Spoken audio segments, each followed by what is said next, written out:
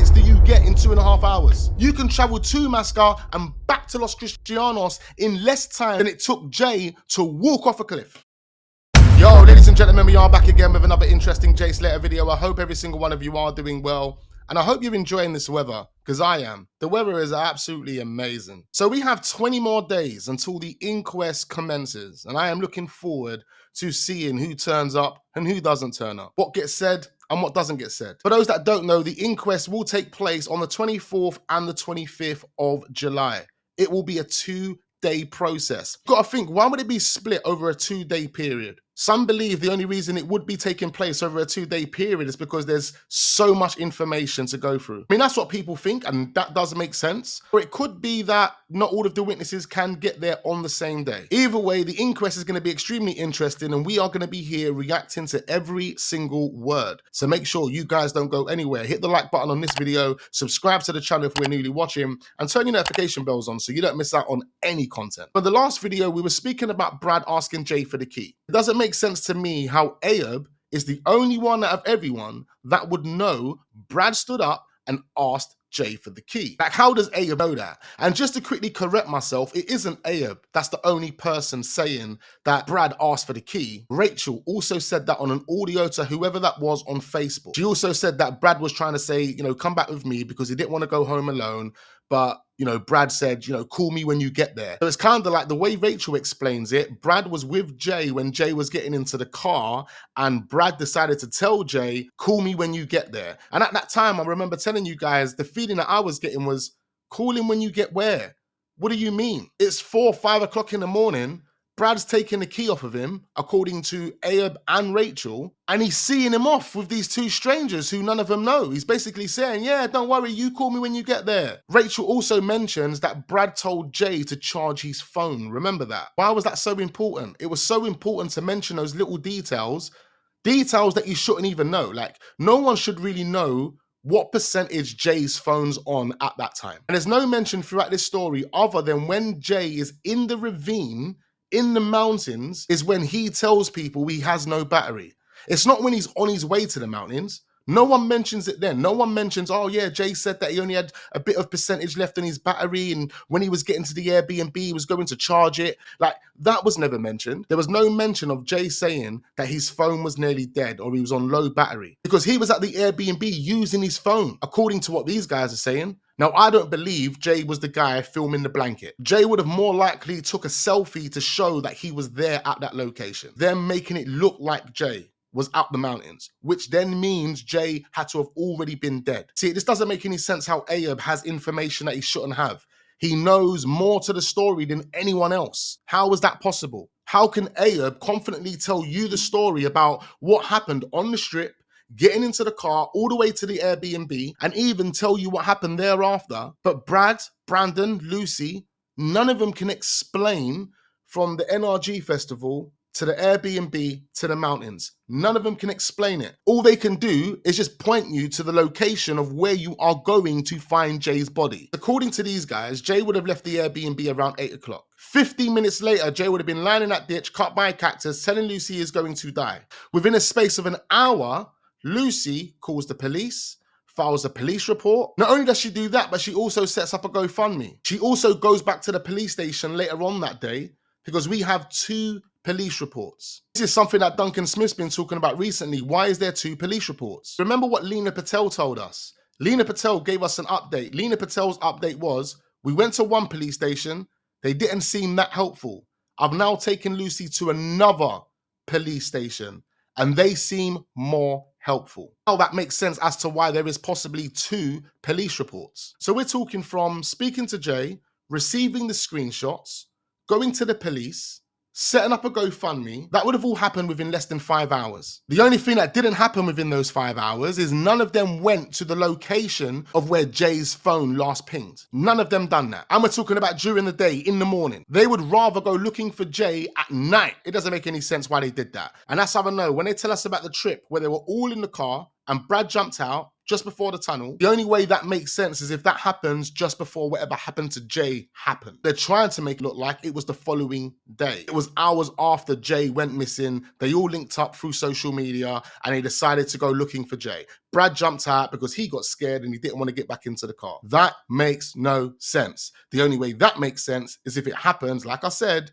when whatever happened to Jay happened. But the point I'm really trying to get to right now, ladies and gentlemen, is the point that many of you guys have pointed out to me. And that's the fact that Brad went missing for 5 hours. Brad went missing for 5 hours. See, no one is speaking about Brad going missing for 5 hours. He jumped out the car, didn't want to get back in the car, and then he went missing for 5 hours. I'm not too sure what attempts they made to try and get in contact with Brad, but he was missing for 5 hours. And it sounds like none of them done anything about it. None of them were worried. None of them were concerned. None of them tried to find Brad. They didn't set up a GoFundMe. They didn't call the police and file a missing persons report. They didn't do the same things that they done for Jay for Brad, because within less time, within less than 5 hours, setting up a GoFundMe, filing a police report, getting screenshots of the location of where he was. Why wasn't the same process applied for missing Brad? Same process wasn't applied, and I don't know why. Maybe they don't care about Brad as much as they care about Jay. Even back to Jay asking Ayub to stay at his Airbnb. Now, based on what we were talking about in yesterday's video, where, Ayub says that Jay was asking him to go back to the Airbnb because he didn't have nowhere else to go and his friends all left him. But if Jay was really adamant that he had nowhere to go, a person that he was sending pictures to with 2 knives down his trousers is a guy called Josh, someone that he met on a flight to Tenerife. Why didn't he contact Josh? If he's contacting Josh to send him pictures on his way to Masca, he's in a car with Ayub and Rocky, according to their narrative, and he's sending pictures to Josh. He gets to the Airbnb and he sends pictures to Josh. Why did he not contact Josh outside the NRG festival and ask him where he is at that point and maybe stay at his apartment? And when I look at the GoFundMe now and I read this message that Lucy posted on the GoFundMe, it seems so fake now. It seems so fake. She just added the bullet points to the story that they created. See, imagine that you know this information, Lucy. Like, you know this information to the point where you can type it down, but when someone asks you a question about what happened that day, you're all over the place. The same with Brandon, the same with Brad. They all come across incoherent when it comes to explaining what happened to Jay. But here we have a perfectly put together message with key details that they wanted you to know from the get-go. Why would Jay be using his phone so much on his way to the Airbnb whilst he's at the Airbnb, but not charge his phone? Not even send a message to anyone to say, my battery's low, don't video call me. Stop video calling me because my battery's low. Like, why would Jay even take video calls if he's only on 7%, 5%? Like, make it make sense. The calls between Jay and Brandon were done by Snapchat video, according to Brandon. But why would Jay do that after leaving the Airbnb knowing he has no battery? Why would you guys not communicate via voice note? That would save Jay a lot of battery. No, what we're going to do is we're going to video call Jay. It's surprising that there are no voice notes being said amongst the group. Was there any voice notes found from Jay to any of the friends? It would make more sense if Jay was lost in the mountains. He would be sending voice notes. I don't know where I am, guys. I've got no battery on my phone. Come on, guys, come and look for me. There would be multiple voice notes, no? I'm sure you would be sending voice note after voice note after voice note if you're on 10% battery rather than taking a video call. And although they took a video call, ladies and gentlemen, and Jay was in distress, walking off roads, didn't know where he was, needing water, 1% battery, oh, I'm gonna die, I'm cut by a cactus. None of them took a screenshot to prove they were on the video call to Jay and Jay was in this type of location.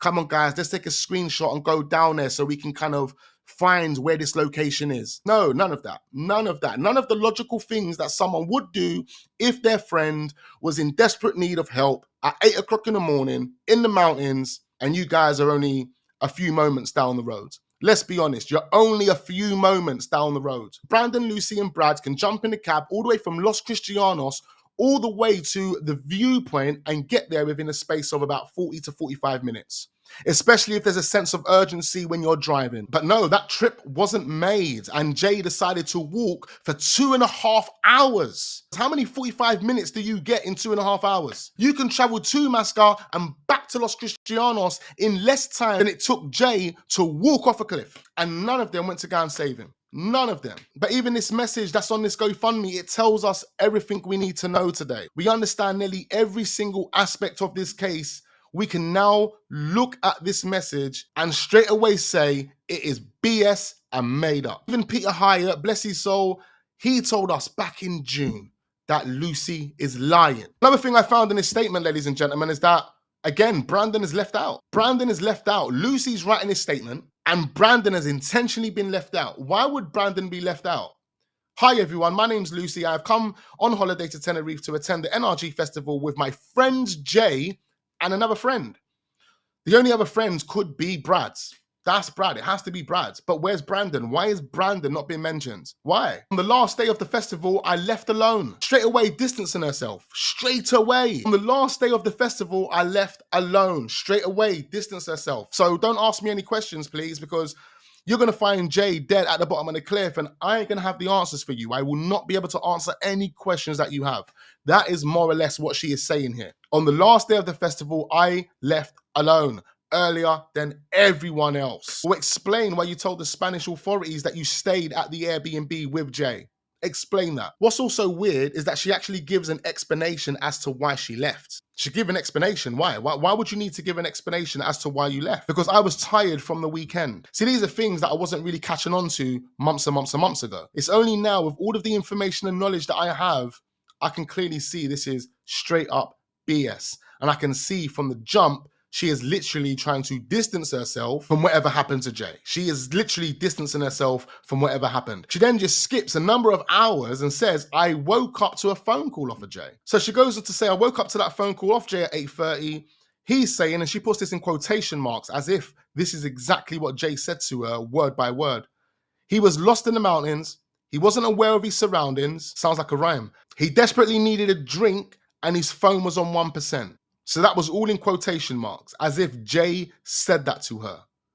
Desperately needed a drink, doesn't make any sense. Phone being on 1%, doesn't make any sense. See, those two things don't make any sense. I can give you a whole list of reasons as to why those two things don't make any sense. Don't make any sense. But they want you to believe that that's what Jay said. Then she goes on to say, he, not we, or not Brandon's mates, not my mates. She goes on to say he had met two people. So at this point, they've put the story together. It's not this Somali kid anymore. It's two Somali kids. And Lucy is fully on board with the new narrative, fully on board with it. He had met two people on Sunday night and left with them to go to their apartment. Their apartment was miles away from civilization and in a very secluded location. He left at 8 a.m. and he walked half an hour before frantically ringing me when his phone reached 1%. She put in quotations, he was lost in the mountains and he was unaware of his surroundings. He desperately needed a drink and his phone was on 1%. Doesn't make any sense why you would put that in quotation marks, but then you wouldn't put in quotation marks, walked for half an hour before frantically ringing me, because it was said to us that Jay told them he had walked for about half an hour. So he frantically rung her when the phone reached 1%. Not at 10%, not 15%, not 20%. Like I was saying earlier, no message to say, please voice note me, message me instead. No video calls. I can't take video calls. Nah, Jay gave you a call frantically when his phone reached 1%. This was 3 days ago now, so this clearly means they've had 3 days at that point to put together their narrative. And this is the reason why she could confidently tell you this story via text, but she couldn't tell you the story verbally. She would struggle, especially now. Like if you ask them these questions now, they would struggle even more, because when you lie, you have to remember a lie. When you're telling the truth, you don't have to remember the truth. If it's the truth will just flow. If it's a lie, you'll be umming and ahhing, pausing. Oh, my brain's not working at the moment. My brain's not working. Just like Lucy told Mark Williams Thomas. You got to think that was within a space of 2 weeks. And she couldn't even get the story out to Mark Williams Thomas over the phone. Imagine what she would be like in a courtroom or even just in an interview room with some thorough, decorated police officers. She would crumble. But back to this, it says, this is 3 days ago now. And no one has seen or heard from him since. His last location was on an off-road track. They want you to know it's on an off-road track because you're going to find his body at the bottom of a cliff. Weather conditions up there are terrible for someone in shorts and a t-shirt, both in the day and at night. He has no water for when it is warm throughout the day, and he has no coat or suitable clothing for when it's cold at night. It was 1 degree and extremely windy when I was out looking in the middle of the night. We are also worried and we just want him home. Please help if you can and share far and wide. Thank you for reading. Okay, cool. Again, I don't understand why you wouldn't have gone to the ping location immediately instead of searching for him at night. It makes no sense. It doesn't make no sense. None of this message makes any sense. It's straight up BS. But the most important thing here, ladies and gentlemen, is that Lucy lies a number of times in this statement. She lies. She doesn't mention Brandon. That's a lie. Brandon was with you. Why not mention him? Why only mention you, Jay, and another friend? Based on what Ayub said, you guys were with all of the boys. All of the boys. I mean, he made it sound like there was a big group of you guys. But Lucy's just making it sound like it's just me, Jay, and another friend. And Jay met these 2 strangers, these 2 people. Little did we know at the time that the 2 people is BS. It was just one person. And that one person was actually friends with Lucy and Brandon. Already friends. They were already friends. They knew each other. It could be true that Lucy might not have known Ayub the way Brandon knows Ayub. That could be true. Doesn't mean Lucy doesn't know who Ayub is. It doesn't mean that Lucy couldn't have said to Debbie Duncan from day one, the moment she landed in Tenerife, I know who those 2 guys are. They're not strangers. In fact, I'll take you to the Airbnb they stayed at. Or what I'll do is I'll get them on the phone for you. Because Brandon knows them, Debbie. Brandon knows them. So let's get Brandon on the phone to Ayub so we can start speaking to Ayub to find out what's happened to Jay. Yeah, because Debbie, I'm on your side. I'm rolling with you, Debbie. That should have been Lucy's energy, but that wasn't Lucy's energy, was it? Again, it's a shambles, man. Absolute shambles. And look, the point of these videos is about sharing perspective. That's the most important thing, trying to make sense of everything that has been said in this case.